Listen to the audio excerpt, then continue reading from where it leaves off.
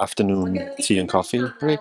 We have one substantial panel left, one proper content session before we go on to the summary session.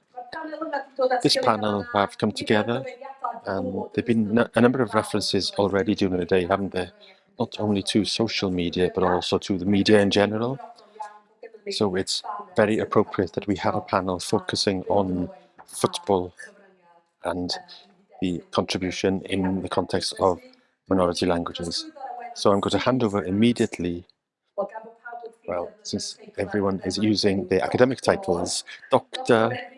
Enrique Uribe-Jongbloed, who is working at Cardiff University on the Media Cymru programme, and Enrique will be introducing more about himself and introducing the panel. Enrique, if Enrique starts to fall asleep in that chair there, that is because it's the fault of one single person who is less than a month old, born recently, and who is keeping Enrique awake throughout the night. So congratulations on becoming a father, Enrique, and we look forward to hearing you introducing the panel. Thank you. Ellen?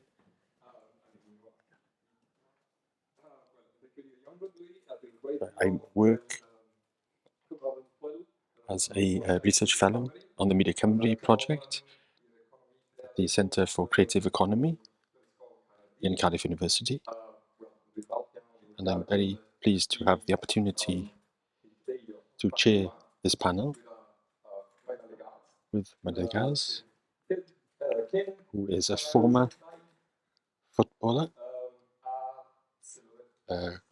commentator from Brittany, and also with MacAoidh, who comes from Scotland and who's a journalist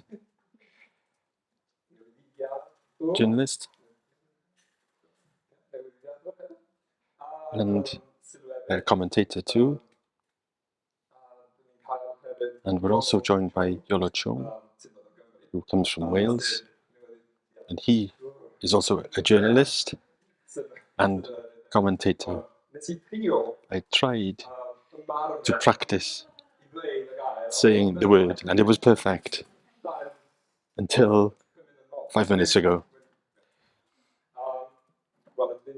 So I'm very happy to have the opportunity, and I want to start by asking you to give a brief introduction about what your careers have involved and what your experience is in the context of doing things in the media and with minoritized languages. If you could start, please, Maina. We'll be switching back and forth between Welsh and English on this panel. You can start then. Bonjour there. So, as you said, I'm Maina. I'm from Brittany, so far west of Europe. So in Brittany there are two regional languages, which are Breton, that I speak, cousin from Cymraeg, and which is spoken historically in the lower part of Brittany, Breizigel, and Gaelic, which is spoken in the upper part of Brittany, Breizigel. And so regarding football, I've been playing football since I was 8 years old, with boys mainly, to start, and a few girls. Then I stopped when for my studies, and I started to play football again once I was settled with women's teams at what we call in France second regional level, so middle level, not so high, not so low, but yeah. And I'm really passionate about football. As far as I can remember, I watch a lot of games, men's games and women's games. And yes, and I read a lot about football, so this is why Erwan Blanchard, who is a journalist from a local Breton radio called Arvorig FM, has asked me if I would be happy to comment some matches as a volunteer with him. So we started by commenting the final of the World Cup between France and Argentina. And, but we're mainly commenting matches from Breton teams, so FC Nantes, Stade Rennais, en avant de Guingamp. And for instance, this year we commented the matches of Stade Brestois, which was in Champions League, so it was historical. So we commented all these matches. So yes, this is about me and being here. And maybe about the context in Brittany. Well, the only official language in Brittany in France is French. So Breton is not. I can say it's a minoritized language because it's not even recognized. So I would say it's a regional language.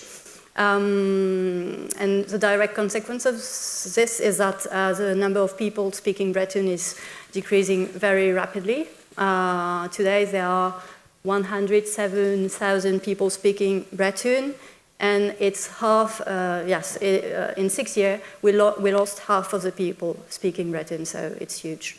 And so the consequence is also that the language don't have so much visibility in society in general, and therefore in media. So for instance, in public media, TV and radio, there will be maybe 2 hours or 3 hours per week of Breton.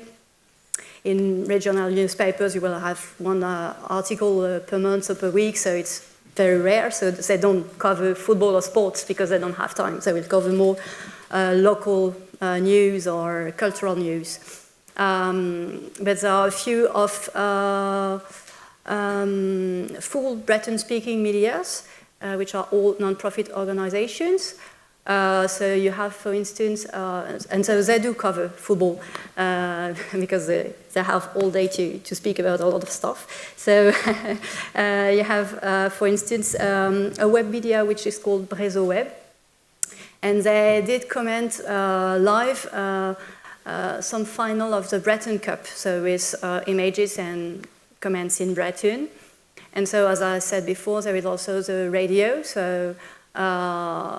They have daily news, so they will speak about the results of the weekend, Breton clubs, but also European clubs or national teams. And so, yes, for the overview, I think that's it. Yeah, thank you very much. Derek, if you want to. Sure, yeah, I'm Derek McKay, I come from the Isle of Lewis, which is the most northerly of the Western Isles, or the Outer Hebrides off the west coast of Scotland. The parish that I'm from is still pretty much up there, as according to last census, as one of the most Gaelic areas of Scotland. But even in my lifetime, we've seen kind of the decline in there of speakers from being 65-70% to being around about 50%. So in broad terms, Gaelic as a community language is really, really marginal. It's really in a difficult position. But where we have an advantage over Breton is that we have a much more favourable governmental and state situation. And a lot of the support that exists has been funded directed towards the media. BBC Alba was created as a joint venture between the BBC and MG Alba, who spend a lot of government money, not enough, but a lot, on Gaelic media. That channel started in 2007. And since then, one of its main focuses has been to broadcast sport as a means to fulfill one of the key aims of the channel, which was set by government in terms of driving vast viewer figures compared to the number of Gaelic speakers. BBC Alba was being asked to attract regularly 250,000 people as an audience, as opposed to there being approximately 50,000 Gaelic speakers. More people than that have an ability or some ability in Gaelic. The number increased in the last census, largely thanks to Duolingo, we think. So that doesn't mean that they're all Gaelic speakers, but they have some knowledge of it. So sport was one of the ways that the channel aimed from the very beginning to drive an audience. And it's done that primarily through football, but also through rugby, doing the Pro 14 in all its various guises up until a few years ago when PTV took over, and also Shinty and various other sports along the way. But football has been the main driver of that. I've always been mad keen on football, so I was delighted to get a chance to commentate on it. One of the things we've done is we have a balance in terms of how we try and present football to the audience and all sports. Our programmes are always led in Gaelic, so there'll be me or another saying hello to everybody at home in Gaelic. The match commentary will be primarily in Gaelic, but we do a lot of our analysis in English. The idea behind that, and it's not uncontroversial, is to leave the door open to non-Gaelic speakers in the audience to drive those bigger figures of audiences. Does it work? We get some figures, we don't know. Audience figures are unreliable for the same reason as they're unreliable for S4C and for other minority channels. But it has certainly helped to boost the profile of Gaelic in non-traditional Gaelic-speaking communities. It's boosted the profile of Gaelic amongst sections of the Scottish population that would have no thought of Gaelic were it not for the fact that they had to watch their bloody football team on that weird channel, where I don't understand what they're saying, but at least it's on the telly. Does it satisfy Gaelic speakers? No, not entirely. A lot of them are annoyed by the English. A lot of them don't care about the English because we are all fundamentally bilingual. There's not a Gaelic speaker on the planet that doesn't speak English. And there's very few Gaelic speakers on the planet who are not actually more comfortable in English. So for a lot of people, it's perfectly natural to have that switch between Gaelic and English all the time. Is it linguistically helpful? I don't know. That's an argument for another day. But the situation we have is that it is one of the main drivers of BBC Alba's reach, and therefore it's one of the biggest costs for the channel, but it's one of the biggest investments, but it's also one of those that is becoming harder and harder to maintain in the current kind of media environment. That is one of the big challenges we've got, but that's perhaps a topic for another day. But it's very important to the way that Gaelic television particularly has been pushed in the last few years. It's around in radio too. We do a lot of radio coverage of big games, cup finals, Scotland home internationals, things like that. But telly is the one has been driving it.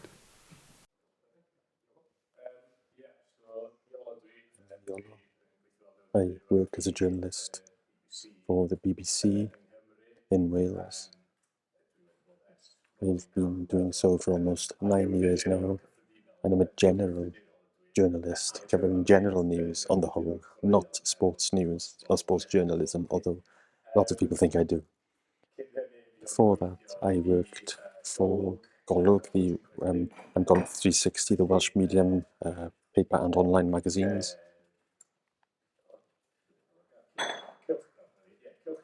It's the magazine and online Welsh language service, and obviously through the work I do with the BBC at the moment, that includes S4C news at times as well. So across everything, I've more or less worked for most of what you would describe as Welsh language media.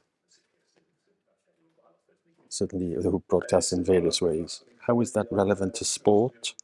I'm not sure whether the slide I sent in is available. I'll just speak over some of the photos if we can have that up.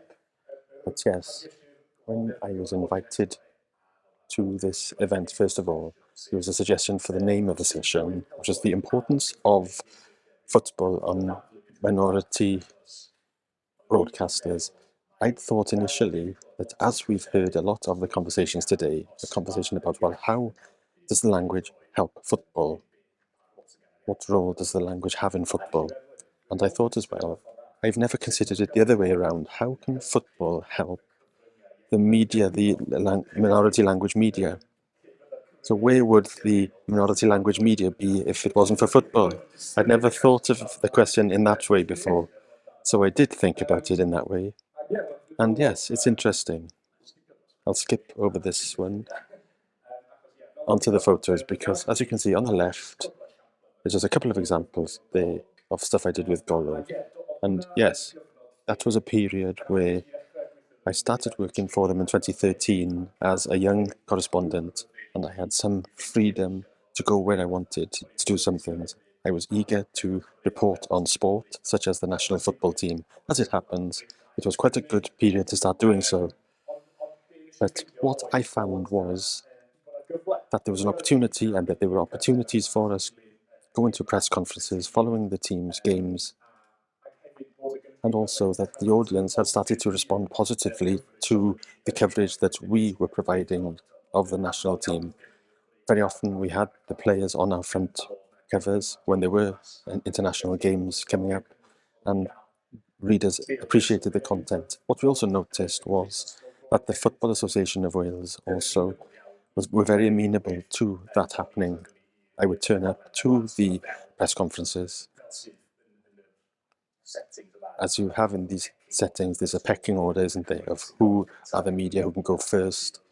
And at the time I was working for one of the minority ones and in Welsh as well. So a lot would consider that I was right at the bottom of the pecking order at that point. But there were still opportunities in the press conference where at the end I was allowed to ask the questions in Welsh. And as Ian mentioned earlier today, they had started doing the press conferences where the players on the top table were responding in Welsh in front of the whole room, not going off into a side room to do so. And I remember at the start, there would be media sat in the room from newspapers, national newspapers in London or UK broadcasters. But once it turns to Welsh speakers, okay, we don't need to listen to this.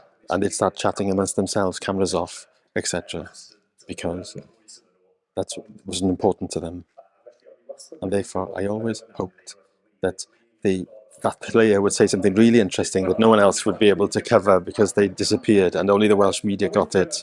And sometimes that would happen because you get Osian Roberts, who was the assistant manager, so the English media, assistant manager. I'm not really interested in what the assistant manager says, but to me, we knew that he was a person who was very able and had a lot to say. So you had good answers from him. And that was just a sign at the start, that attitude. All right, these are having their go now. But slowly it's become more normal. And we notice now that it's accepted. And my colleagues working in the BBC Sports Department, who clearly do a lot more of that these days, they see that a lot more now. Yes, I have worked for the BBC as well on sport broadcasting. The middle panel, you can see some photos of me at the World Cup. I was on the news team at the World Cup, corresponding from the World Cup. And as you can see at the top, I was interviewing fans after the game in the stadium, and then the S4C News, where we were discussing how on earth we were going to get out of the group after the first two games. It didn't happen, obviously. But yes, something else I've noticed in reporting for various Welsh language media is there's a difference as well in what the audience sometimes want in terms of content. So when it comes to football, there's a little bit more of blurred lines sometimes in the Welsh language media between what is news and what's sport. So I sometimes feel that's more defined in English. But in the Welsh language media, there's an interest, as Ian was mentioning, they have started to interweave things like identity into what they do. And stories such as that we found were very popular among the audience as well. Stories about the women's team starting to learn Welsh and things like that, or when Gareth Bale talked about something cultural or something like that in a press conference. It wasn't on other media, but it's of interest. It was of interest to us. Ben Davies, in that World Cup press conference that's already been mentioned, so the other media sat there. They wanted to hear what Ben Davies had to say about the first game and what he thought of the US. I was sat there in the press conference with almost no interest in what he was going to say. I was there to correspond and report on the fact that he was actually speaking Welsh in front of us. Clip that up and put that up on the social media. It didn't matter what he was going to say, we were going to report it anyway. So to me, it was a different story compared to what everyone else was going to report. And the fact that those opportunities were offered was clearly beneficial.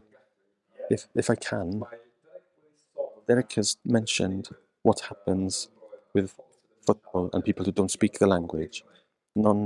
So with non-Welsh speakers, what do you think happens in Wales? Right, yes, this is interesting. So Derek was saying there about people who watch games on BBC Alba and who possibly don't speak Gaelic, but to watch it anyway because their team is on. I think the biggest and most obvious example on this, Derek, I can show you, and I know you mentioned, Derek, about how dependent or reliable the viewing figures are. I'm going to use them anyway because I think I don't work for S4C, so if there's anyone from S4C here, I'm not revealing any trade secrets here because these all come from your annual report. But these are the 10 highest S4C programs in terms of numbers of viewers across the whole year in all categories and areas, not just sport, all viewing categories on S4C. So I'm going back 10 years. So 2014-15, how many football games were in the top 10? That's the answer. There were no football programs in the top 10. 15-16, a couple of games, Newport v Blackburn and Cardiff v Shrewsbury. Then there's a big difference in 2016-17. You have Ireland v Wales, Wales v Belgium, and Russia v Wales. And by then, the Euros there's been that buzz, and crucially, S4C have had the rights to show Wales games in the Euros and beyond that. So those are starting to appear. For the first time, you see the most popular programme throughout the whole year was the Republic of Ireland v Wales. Clearly, number 3 and 9 are Euros games, but they were on other channels as well. And they still get into the top 10. Then, 2017-18, all of the top 5 programs on S4C throughout the year are football games. Because what you do is you introduce the football to the audience, and the audience clearly have wanted to view it, and that's benefited S4C. What you'll notice from the figure at the top, Wales v Republic of Ireland, over 600,000 viewed it, and many of you will notice that's a higher number than the numbers of Welsh speakers in the whole of Wales. So either every single Welsh speaker in Wales is watching this game and more, or what it tells you is that there's a significant proportion, if not possibly the majority of the audience watching the game, and probably other games, are non-Welsh speakers. So football has brought in viewers to the channel who don't speak Welsh and most probably don't watch other programs on the channel.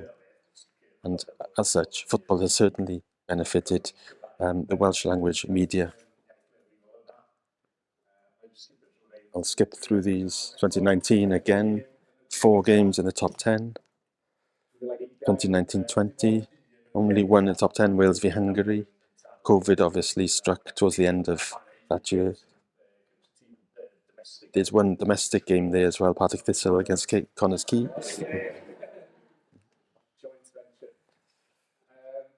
And then 2020-21, things are picking up again. You have 3 in the top 5. 21-22, again, 4 games in the top 10. And again, the numbers are quite high who watch them there. 22-23, 5 games in the top 10. Again, the numbers for that highest game, Belgium v Wales, very close to the numbers of Welsh speakers again. Most popular programme on the channel for 5 years. And last year, again, 5 games in the top 6, including that hugely astounding figure of 1.2 million watching Wales v Poland when Wales lost that playoff. So again, it underlies the fact that there's a significant majority of people who watch that and have contributed to those figures are non-Welsh speakers. And that, I think, speaks to what the point that, because I myself have channel flicked before, seen a game on BBC Alba. I don't understand what's being said, but the football game is on there, and I think, yeah, I want to watch that. And it's a medium where the football game is a medium or a vehicle where you don't have to understand everything that's happening to be able to watch and to be able to take it in. But of course, the minority language media can use it as a way of bringing viewers in. So I will pick it up from there because I had the personal experience as well with my dad back in the 90s when ETV, the Basque television channel, you were able to watch it in places as far away as Colombia, where I was. And my dad used to watch the Basque ball every time he could, even though he couldn't understand a word. But it actually brought a lot of things about Basque and the Basque language and the possibility that we had to talk about it because it now existed in his own view, something that did not exist ever before. So I was going to bring that back first to mine and then to Derek too, about that effect on the population who doesn't usually speak the language, but whether you think it does help bringing people in or it just serves the purpose of showing good audience figures as has been the discussion so far. Yes, I would say the situation in Britain is quite different because we don't have a Breton national team. So, and we can see the main, with the matches with more audience are the ones of the national team. So this is the first difference, and so people are attached to a club, but it has not a strong link with the identity of Brittany. It's the identity of the club. So it's more difficult to have a link with identity through clubs and through a national team, I would say.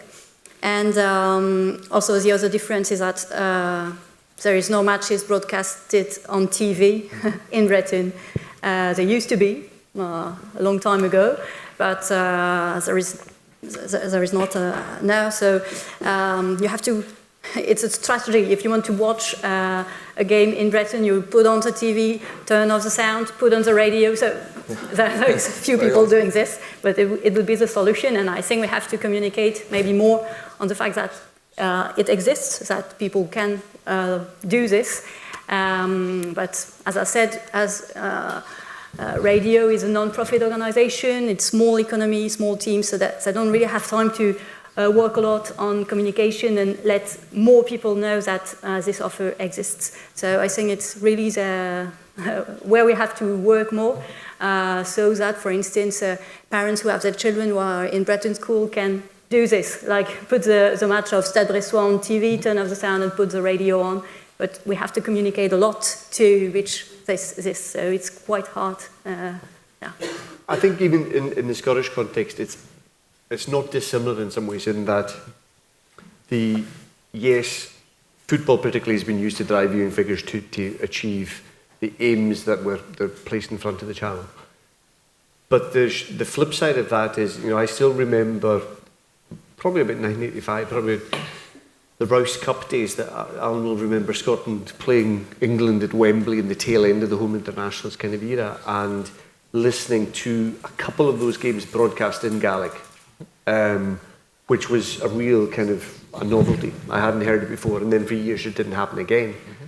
So one of the other things that I know that I have tried to do, and those of us working on the games are kind of aware of, is that yes, we're doing it to drive figures, to drive numbers to the channel, but we're also for ourselves, for minoritized linguistic community, we're doing it as something whereby we do want to impose ourselves on the rest of the society. We do want to remind the people who have no concept that we're there, that we are there, and that we are part of the society that they dominate and that they wish to quite often monopolise to themselves. We have had lots of minor backlashes. We almost every time we do a game, we'll get somebody somewhere saying, "Why are you here? Oh yeah, you guys. Oh yeah, I don't understand a word of it." All that usual nonsense that you get all the time. But at the same time, we hope that by doing it, we are giving my analogue today the chance to sit at home and watch and not even think about the fact that the football's on and it's in Gaelic, or the rugby's on and it's in Gaelic, or that there are 2 or 3 shinty players there on telly speaking shinty after having won something. Because as Gaelic speakers, we are very much a minority. We're really marginalised in terms of our role in society. Having a deputy first minister who can speak Gaelic is just mind-blowing still. It used to be absolutely mind-blowing to me during rugby games at Scotstoun and at Murrayfield for Glasgow Warriors in Edinburgh, when the Scarlets would be up, or the Dragons, or the Ospreys, and Cardiff, and they would have a choice of players they could interview in Welsh. They had coaches that they could interview in Welsh. They had, you know, a number of foreign internationals they could use as analysts in Welsh. We don't have that. So to be able to park our tanks on other people's lawns and say that we are here, even though what we're doing is slightly hampered by the fact that we're such a minority, is really important, I think, for us in terms of our own perception of ourselves as a community. You have one other question. What happens on the side now? Did you get the opportunity to do something something else? Been asked to do something else after the experience? Did you get people saying something on Twitter or whatever? People phoning, maybe on the radio? If you've been involved with these games in Gaelic or in Breton, in terms of the response, you think, of the audience, you mean, yes. I'm not talking about personal experience here because I'm going to refer again to these games, but this is something that we've seen. There's a considerable period here where international games have been on S4C, but S4C is the only free-to-air channel that was showing them because they were on satellite channels in English. And what you get sometimes comments on social media, people saying things like, I could only watch it in Welsh, though. And the answer from others is, well, yes, at least you can watch it. So yes, there are some people who would complain about the fact that they can't watch it in English. This clearly will change now because there's a new agreement coming in between BBC and S4C showing the games, so there will be a change again in the future. But also, what you've had is a lot of people,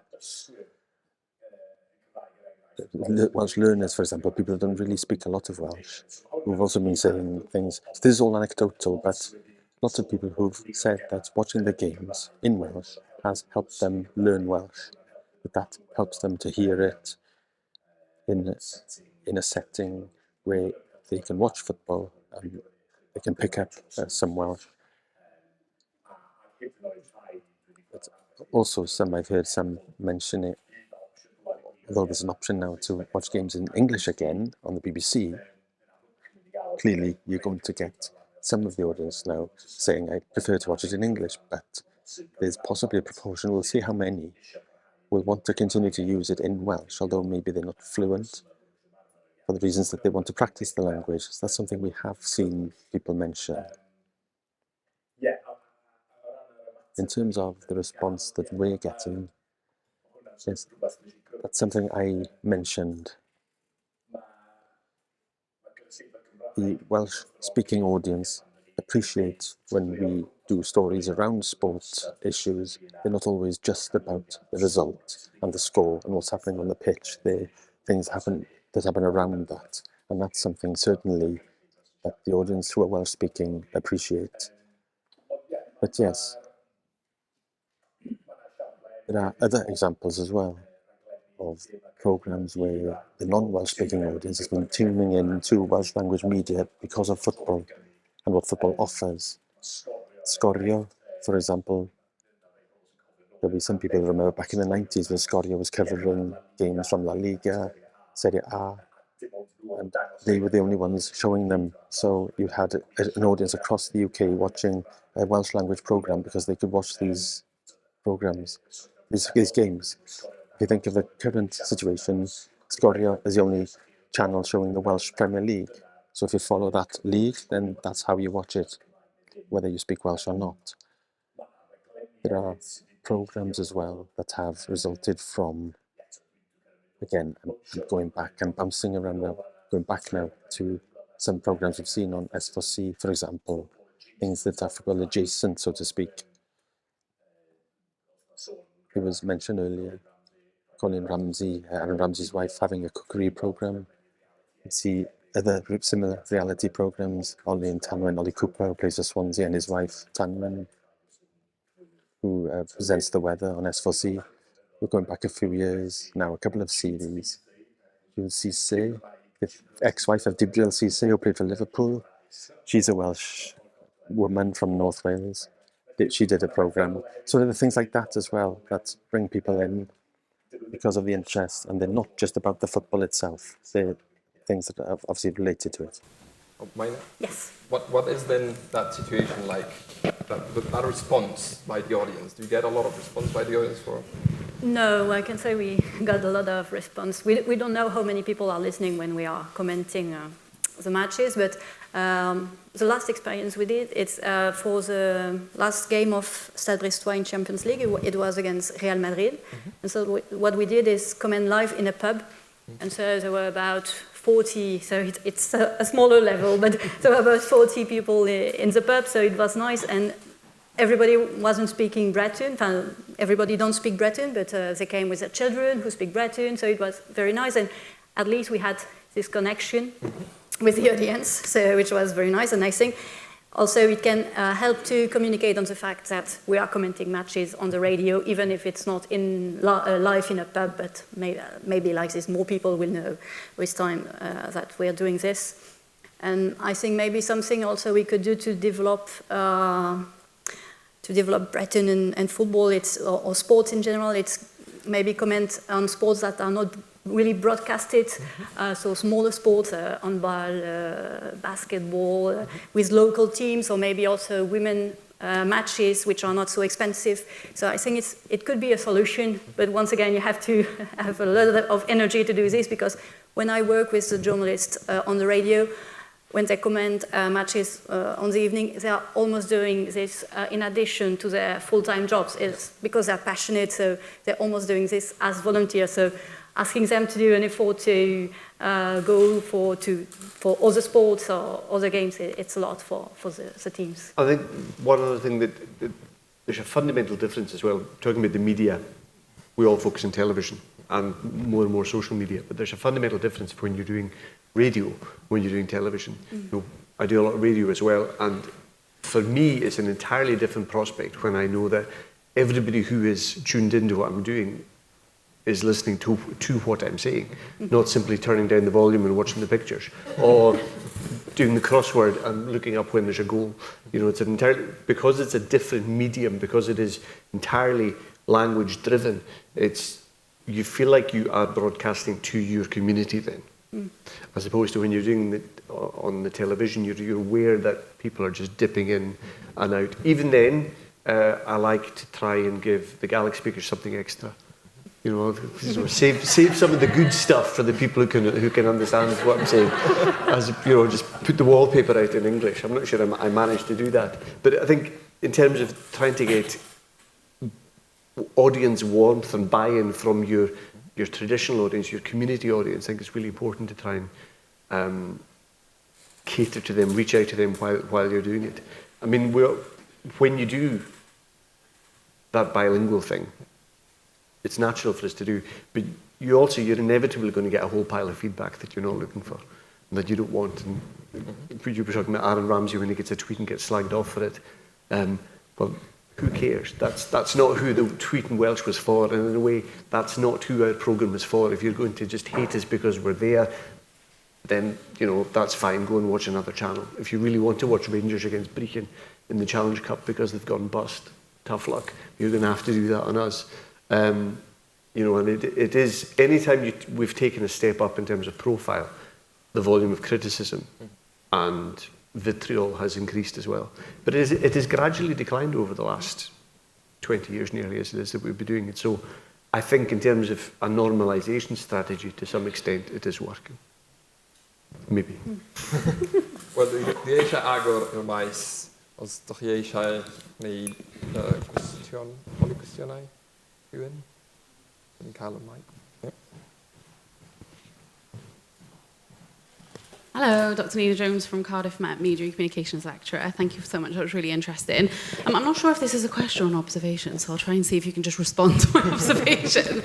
But I'm noticing a real theme here with this particular panel around the importance of public service broadcasting still, and its impetus for sort of having a duty and a remit to represent the nations and regions, and obviously with that the kind of minority languages. And we're seeing from Ofcom statistics recently over the last year or two the kind of decline in younger generations utilising public service broadcasting in the way that we need them to in this domain.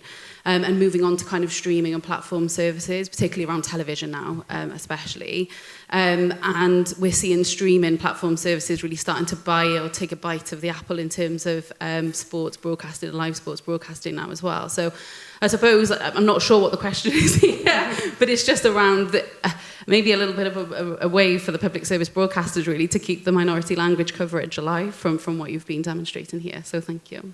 If I could respond to that, one thing that we have had a big issue with is essentially as the years have gone by, we've been kicked slightly further and further down the rungs of what's available to us budgetary-wise and in terms of profile-wise.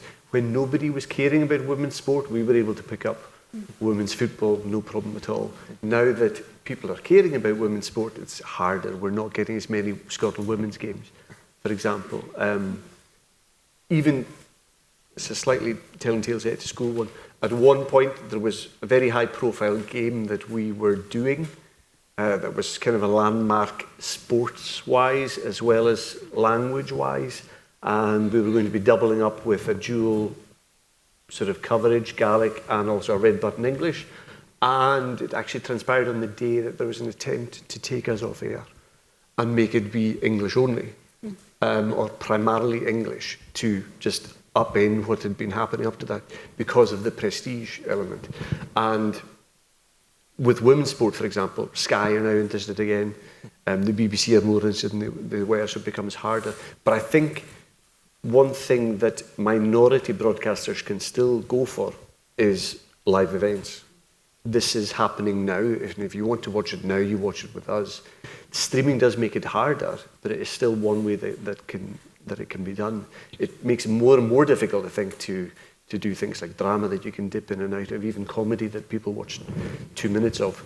But if there is an event that people want to watch now, if you can get that event, then you can drive your traffic to your site, channel, language, whatever. Yeah, I mean, I'd echo that point because I think, you know, like you see from this example, when you put live sports on, especially if you have exclusive rights to those sports, people will tune into them and they will by and large be the most popular programmes on your channel that year. You know, it goes probably not just for football, you know, rugby obviously popular in Wales as well, and obviously I haven't included them here, but the majority of the rest of the top 10 in a lot of these lists would have been rugby games as well. And yeah, it's a little bit different in Wales, obviously, where, you know, I'm not going to go too much into it, but you have BBC and S4C who are sometimes in cooperation on things, sometimes in competition on things. But yes, finding those, making the most of actually when you do have those opportunities and you have rights for live events, yes, make the most of them because actually they really will make a difference for you. Diolch yn fawr, Tapaleif. I'll ask the question in English, if that's all right. And I'll start with a confession. I was born and brought up in London and was used to hearing many different languages around me, but got one hell of a shock when I realised that there were more indigenous languages in the UK beyond English.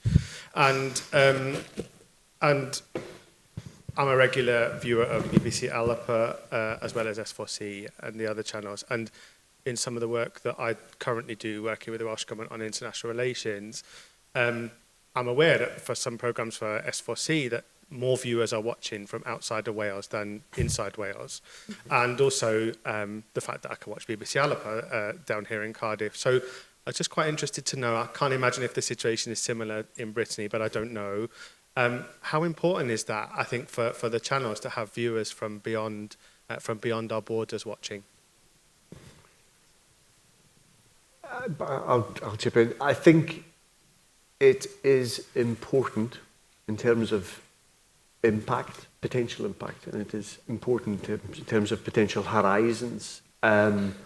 One difficulty is who knows and who cares, because all you can do about that is report anecdotally. and is report feedback, because you're not going to get necessarily bad figures. I'm not even sure BBC Alba would be measured in bad figures outside of Scotland, because it's technically a Scotland-only channel in that regard. Satellite platforms are so hard to identify. And in any case, when you're talking about 200,000 people out of a population of 60 million potentially watching, or even more or less than that, it's really hard. But in terms of morale, it's really important if people can know it's there. And just an aside to that, there's a big change coming in speech broadcasting from the BBC soon, whereby BBC Sounds access is going to be limited to UK only. There will be some form of external, outside UK access to it, but it's going to be really limited. And that's probably going to have a big effect on our Gaelic diaspora. And for example, us talking to Gaelic speakers in Canada, North America, other places where they do exist and they do feedback to our programmes and they do participate. And I'm sure the same is true of Welsh, and I'm not sure about the BBC won't affect any Breton diaspora, but that is definitely going to have an effect as well in terms of the awareness. Just to add to that, I think we haven't really mentioned social media, but that's an additional platform that obviously a lot of broadcasters use now, and actually, you know, your reach on social media can sometimes be vastly, exponentially more than how many view your channel. You know, there are examples of content, you know, Sgôr who do the football games on, you know, Welsh Premier League games in Wales, where, you know, maybe the viewing figures are X, but actually social media viewing figures on certain clips or goals or incidents might be much higher. And the same, you know, I remember there was an example at the World Cup, Newyddion Esbydrec put out the video where there was an incident, the incident where Laura McAllister had trouble with the security going into the stadium because of the rainbow bucket hats, I think it was, yeah.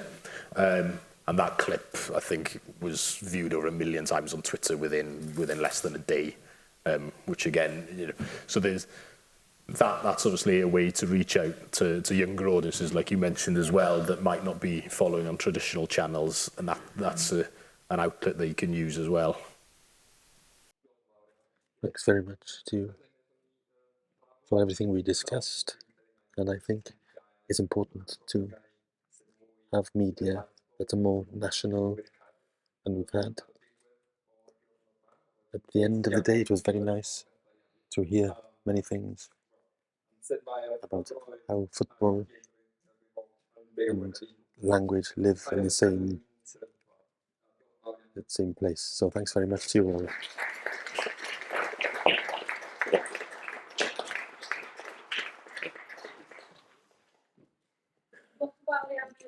Thanks very much to the final panel, and to close the conference, thanks very much to you all on the panel. To close the panel, or symposium, sorry, I'm going to ask the person who opened the symposium 8 hours ago or something like that. And I think we've had a fantastic 8 hours, but Bethan Webb will draw proceedings to a close. Bethan. Thanks, I was given the huge privilege of opening the conference this morning, and it's a privilege to draw it to a close. There are so many people to thank, but thanks to you for being a special audience and for taking part. You're the hardcore fans, you're our red wall in Cardiff today, and have been so throughout the day. Can I also thank all participants, especially everyone who's travelled to be here with us. It really has enriched the discussion, there's no doubt about that. And there is strength in unity, or stronger together, together stronger. So let's continue discussing, as we must do, between minoritized languages, because we have so much to learn from each other, and there's so much strength from collaboration with each other. So thanks to you. And like Ellen has told me that Derek, and I'm sure where he is now, is he still here? That you radio programme Nagal this morning from Cardiff in order to be with us. So great, thanks. You know, people have made a great effort. Thank you. Can I also thank Lowry and Heledd from Cymraeg 2050. It's not easy to arrange this stuff. The arrangements have been so smooth and they've worked so hard. Also to the sound people, all the presentations, videos, it's all been so smooth. And also to... First up.